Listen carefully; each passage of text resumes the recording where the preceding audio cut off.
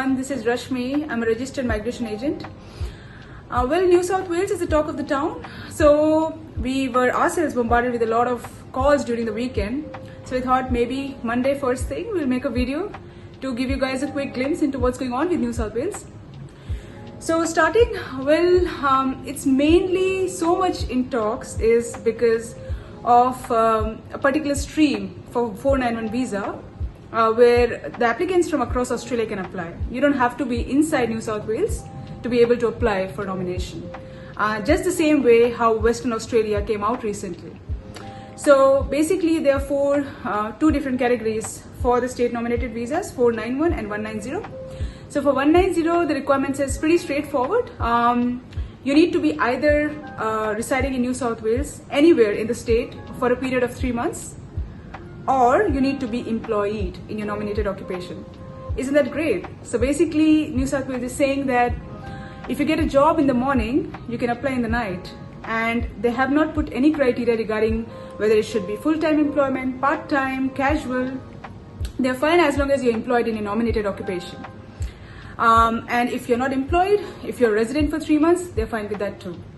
So just bear in mind for all these state nominated visas, be it subclass 491 or 190, you need to be meeting the immigration's requirement, the department's requirement, which is that you need to be below 45 years of age, you need to have your skill assessment in a nominated occupation, you also need to have 6 each or equivalent in IELTS, PT or other tests. So these are the basic requirements that you must be meeting. And then comes the requirements of the state for 491 on 190 visa. So this is about 190, pretty straightforward. So my understanding is it's all a points game. If you're on high points, you would have a good chance. So for IT, engineering, all these hot occupations, we are looking at anywhere above 85 to 90. If you're below below these points, you may like to reconsider your options. Probably, try to bump up your points or target other states or go for other category of visas. Now with the 491 visa, there are 3 streams, stream 1, 2 and 3. With the first stream, they have advised that they need you to be living and working in regional New South Wales. And with regards to the working, they have not put any criteria, whether it's casual, part-time, full-time as of now. So basically they just need you to be living and working in New South Wales regional. So that's stream 1, and that's quite high priority stream across all 3 streams for 491. Remember that. So they are likely to give invitations to applicants going for stream 1 first, and then they might gradually go down to stream 2 and 3. So with regards to stream 2, if you have completed a 2-year course in regional New South Wales, you'll be eligible. So basically this course needs to be in a nominated occupation. So I'll give you a quick example regarding some applicants who may not meet the requirement. If you are doing, say, an MBA course and you have been doing a carpentry course concurrently on the side, and you have completed job ready program and you're ready to go as a carpenter, well, you would not be going into stream 2, but you'd be going into other streams for New South Wales state nomination, because stream 2 is where your qualification needs to be, the 2-year study needs to be matching your nominated occupation. Okay, so now everyone's favorite stream, which is stream 3, where most inquiries will come from.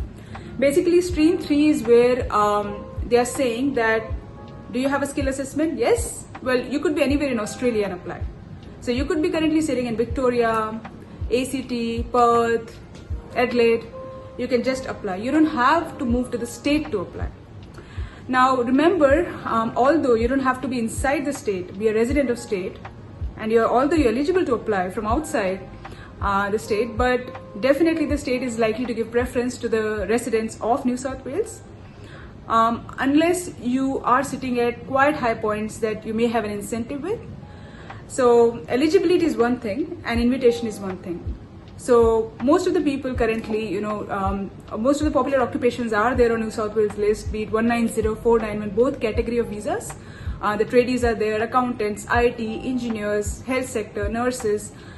But just bear in mind that it's high points, because now even though if you are in New South Wales or you're outside New South Wales in any other state, you're not just competing with a very limited range of people. You're competing with people across the country, because with Stream 3 for 491 visa, anyone can apply who has a skill assessment, who meets the department's requirement, and who is currently in Australia. Now, quick things to note. First, how to apply. So for 190, there is no registration of interest. So you might have heard about the submission windows, that there are 4 submission windows throughout the year, which is August, October, January and March. Those submission windows are applicable only for 491 visa, not 190. So for 190, you lodge an expression of interest.